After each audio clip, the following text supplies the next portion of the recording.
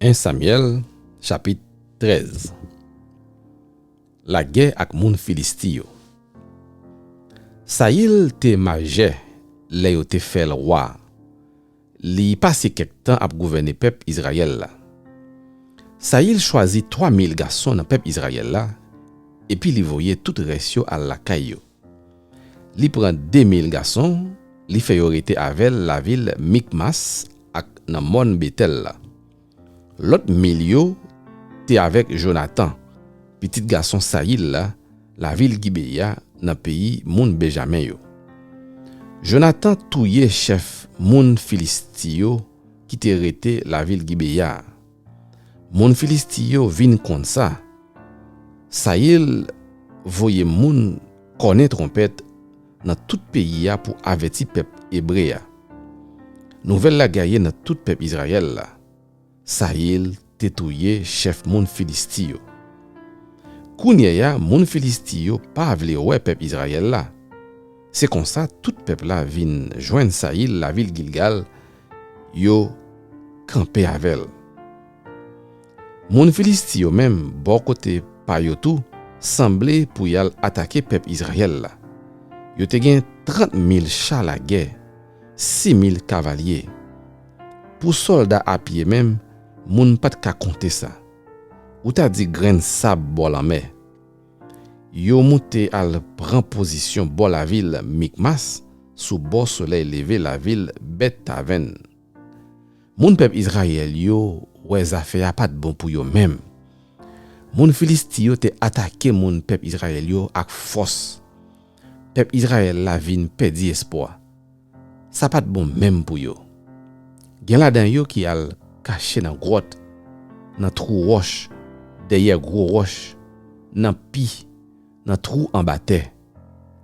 Gen qui même jambe l'autre bord la rivière Jourdain, al nan pays moun Gad yo ak moun Galarad yo.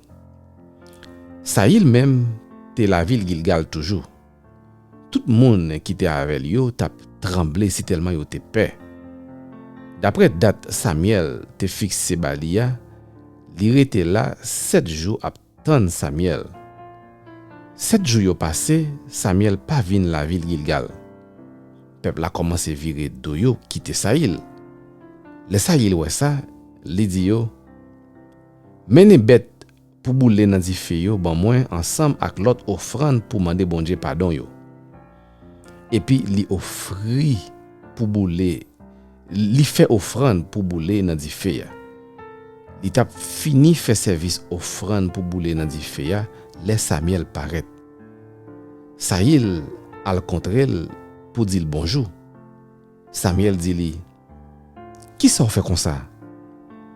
Saïl répond li, moi ouais peuple la tap parti quitter ou même ou pas venir là où te dit ou tap venir.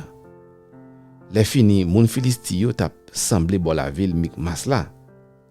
Moi dit nan kem, mais moun Filistio pral vin attaquer ici là la ville Gilgal et puis moi pas fait rien pour mettre Seigneur bon côté.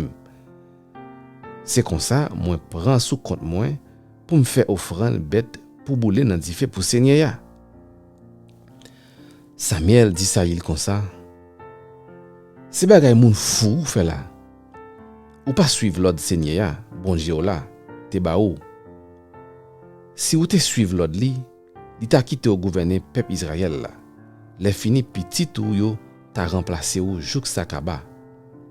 Mais kounye ya, rien pas là pour longtemps. Seigneur pral chercher yon l'autre monde qui va faire tout ça li va vle le faire. La mettel chef sous peuple liya.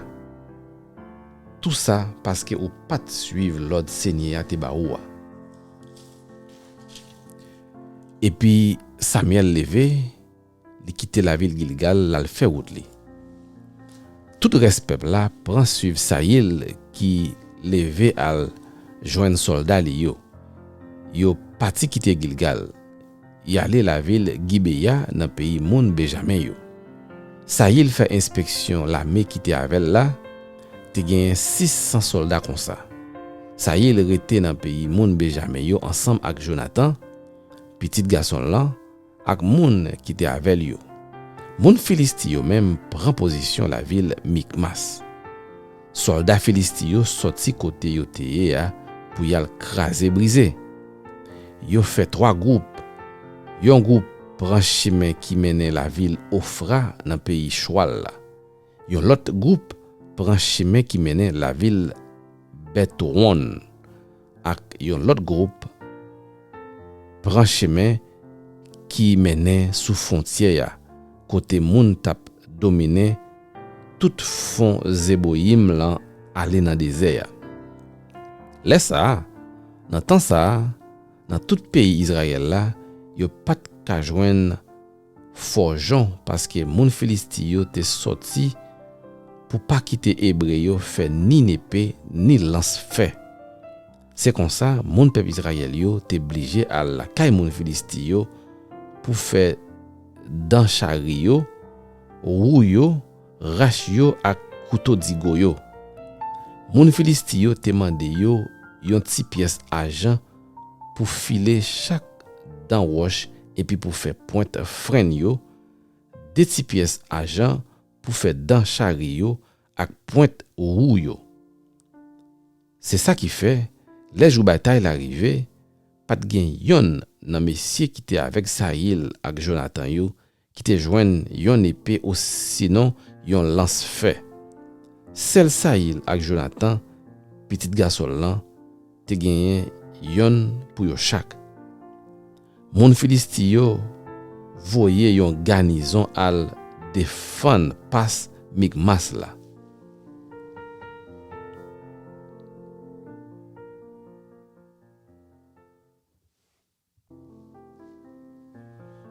1 Samuel, chapitre 14. Jonathan attaqué moun Filisti yo. Yon jour, Jonathan, petit Saïl la, parler ak jeune garçon qui t'a pote zam li yo. Li dit comme ça. On a lavem, on traverse l'autre bois dans camp moun Filisti yo. Mais Jonathan pat averti papal. Saïl même te monté camp li en bas pied grenade Migron nan sous les yeux pays Gibeya. Li te gen 600 soldats comme ça avec. Prêtre qui t'a pote gilet bondier a te rele Akija. C'était petite Akitoub, petite frère Ikabod la. Yo te petite Phineas qui lui-même te petite Eli qui te prêtre seigneur la ville Silo. Soldat yo pat connaît Jonathan te parti. Nan pas côté Jonathan t'a cherché jambe la rivière pour aller dans camp moun Filisti yo, te gen 2 gros roches, yon chaque bo passe là.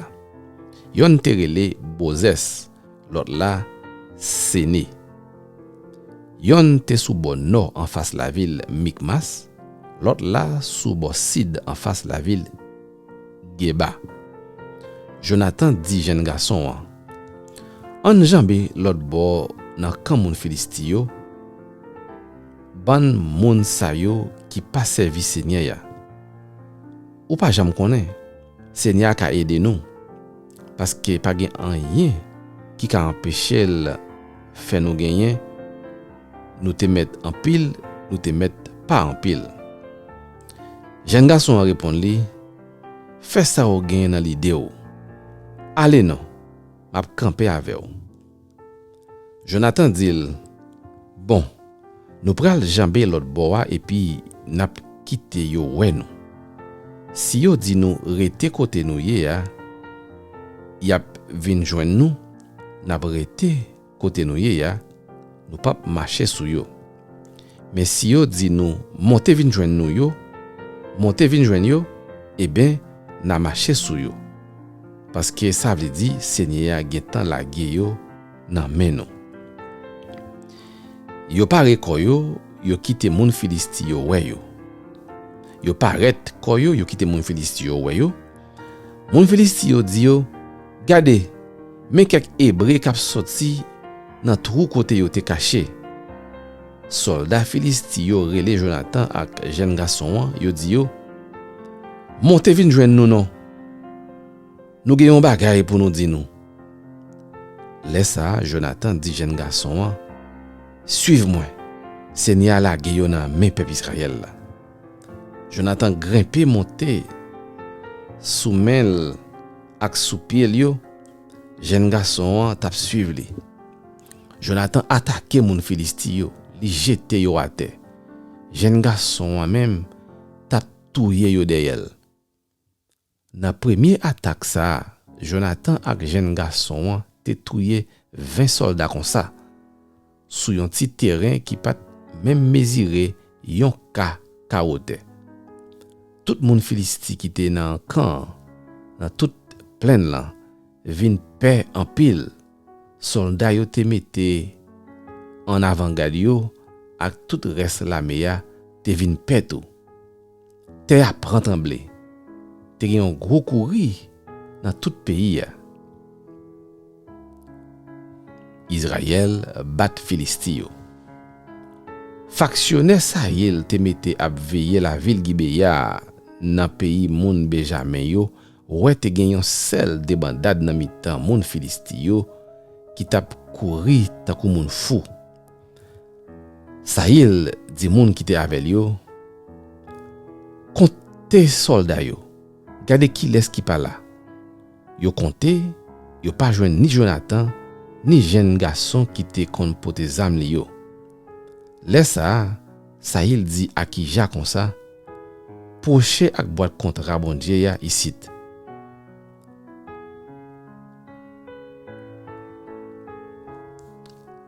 Li te dit ça parce que jou ça c'est Akija qui t'a pote boîte là devant peuple Israël là. Pendant Sahel t'a parlé ak prêtre là, Kouria te vin pi red nan mitan moun Philistie yo. Sahel dit prêtre là comme ça. Rete sous ça ou fait. Li leve ensemble ak moun qui te avec yo, yo allé côté bataille la te chaud. Moun Philistie yo même te fin perdi tête yo, yo tap goumen yon ak lot. Gen quelques hébreux qui te mette tête yo bon côté moun Philistie yo. Yo te là avec yo dans camp. Laisse ça yo viré contre moun Philistie yo. Yo mette yo bon moun peuple Israël yo qui était avec Sahel ak Jonathan. Moun peuple Israël qui était caché dans mon Ephraim yo vin tande moun Philistie yo tap krazirak. Yo même tout yo vini yo lage ko yo dans bataille là. Yo tap kouri derrière moun Philistie yo. C'est comme ça, jou ça, Seigneur a te sauvé peuple Israël là. Yo rive jouk l'autre bord la ville Bet Aven. Yo tap goumen toujours. Après bataille là. Jou ça, moun peuple Israël yo te faible en pile tellement yo te goumen, tellement yo te grand goût parce que Sahel te prend un gros engagement devant tout peuple là. Il te passé l'autre ça. Maldiction pour n'importe monde qui va mettre manger dans bouche li, jodi a avant moins prend revanche moins sous l'ennemi yo. C'est comme ça personne dans pays a pas manger rien jour ça. Peuple arrivé dans un gros rak bois côté li te gen en pile sirop miel. Sirop miel tap coulé comme ça à terre dans rak bois, mais personne pas goûté même là-dedans parce que yo te paix pour malais Sahel te dit a pas arrivé yo. Mais Jonathan pas connaît papa te bay peuple là et puis garde ça. Ça li fait, li longe bâton qui était dans main là, li trempé bout de bâton dans un gâteau miel et puis li mettel dans bouche li. Là même li senti li vin gen force encore. Mais yon nan monsieur yo di li tout moun a tombé faiblesse. Yo pas manger parce que papa ou te ban non brigade ça. Il te dit maldiction pour n'importe moun qui mange rien jodi. Jonathan répond li ça pas me fait peuple là pas bon même. Gardez j'am senti m'gen force encore parce que moi goûter yon ti sirop miel. Si peuple là te manger nan manger li prend la caille moun Philistie aujourd'hui kounia est-ce que nous ouais quantité moun Philistin nous ta ka touyer mettre sous nous te ka touyer mettre sous ça nous touyer déjà yo. Jo ça moun peuple Israël yo bat moun Philistin yo bien bat depuis la ville Mikmas jusqu'à la ville Ajalon. Peuple là t'a tombé faiblesse tellement yo te grand goût. C'est comme ça yo la gè koyo sous ça yo te prend dans main l'ennemi yo. Yo prend mouton, cabrit, gros bœuf, petit bœuf, yo touye yo la même et puis yo manger viande là avec tout sang là-dedans. Yal dit ça il comme ça. Gardez, mes peuple là a péché contre Seigneur ya. Y a mangé viande avec tout sang là-dedans. Ça il dit comme ça. Nous c'est un bon lâche. Roule yon gros roche boy ici là-bas moi. Après ça, li bay l'autre ça. Gaye konou dans tout peuple là. Al dit pour chaque monde mener bœuf yo ak mouton yo ban moi. C'est ici là n'a touye yo. C'est ici là n'a mangé yo pour nous pas faire péché contre Seigneur. Pour nous pas manger viande yo ak tout sang yo là-dedans yo. Jou soir ça, chaque monde mène bête yo te gagné, yo touye yo là. Ça y il bâti yon l'hôtel pour Seigneur. C'était premier l'hôtel li te bâti. Ça y il dit moun yo, on descend de ya moun Philistin yo.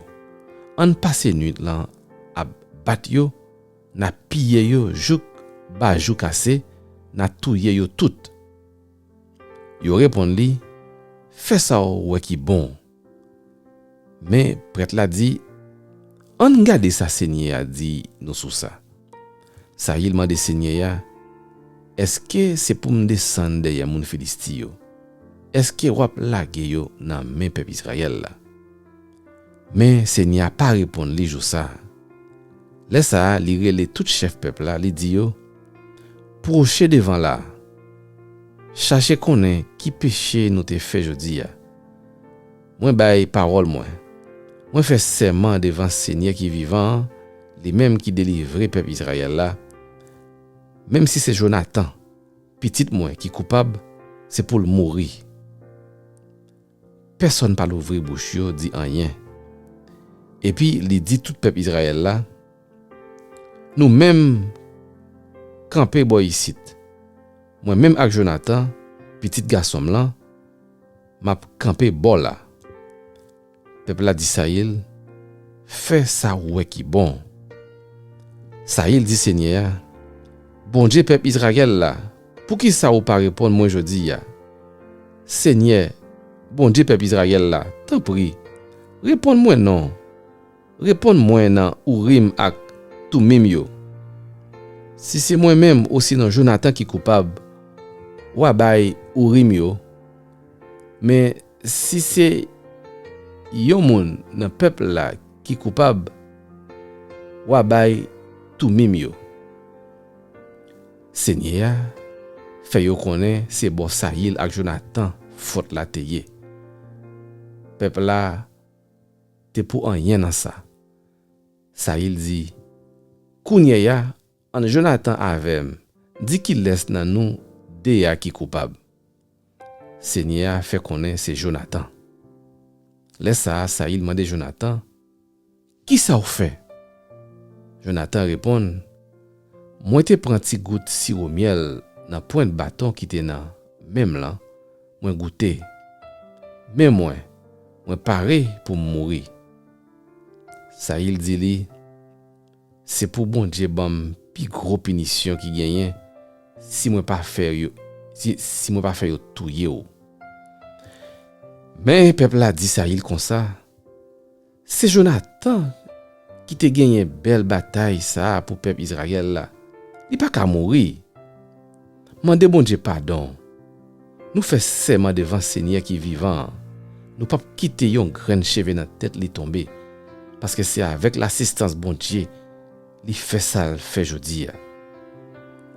C'est comme ça moun yo imposé yo touyer Jonathan. Li pas mourir. Après ça, Saïl suspend courir derrière moun Filisti yo. Moun Filisti yo même tourner dans pays yo. Règne Saïl. Après yo te fin fait Saïl roi pays Israël là, li fait la guerre avec tout l'ennemi yo à la ronde bade, ak moun Moab yo, moun Amon yo, moun Edon yo, ak roi la ville Soba yo, ak moun Filisti yo, côté li passé, li gagné bataille yo. Li te fait ouais Jean li te yon vaillant soldat. Li bat ata moun Amalek yo. Comme ça, li délivrer peuple Israël là en bas, mais tout moun qui t'a pillé yo. Mais petit garçon Saïl te gagné. C'était Jonathan, Yishwi, ak Malkichwa. Mais non des petites filles yo. Pi grand te rele Merab, pi petit a te rele Mikal. Madame Saïl te rele Akinoam. C'était petite Akimas. Commandement la meya te rele Abner. C'était petite Ne, tonton Saïl. Kish papa Saïl ak Ne papa Abner te petit garçon Abiel. Saïl passait toute la ville à mener une gros bataille avec moun Filisti yo. Chaque fois il te joine yon vaillant garçon, aussi non yon moun qui te gen en pile force à courage, il te mettel dans la melia.